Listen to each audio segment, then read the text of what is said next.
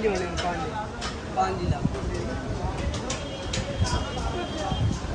half fry है,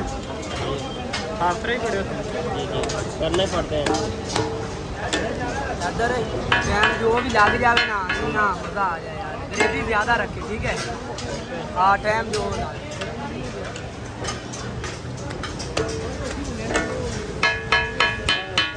उमरी की नहीं से उमरी की गर्जी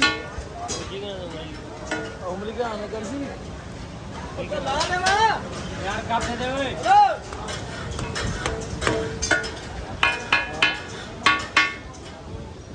यार आजकल कब तो नया को किस को आया काम मुझे ये करना है कि नहीं है जनाब करना है सब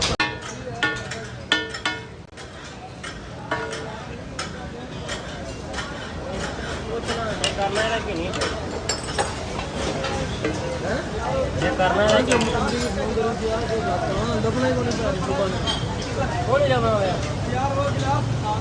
नंबर भी कौन है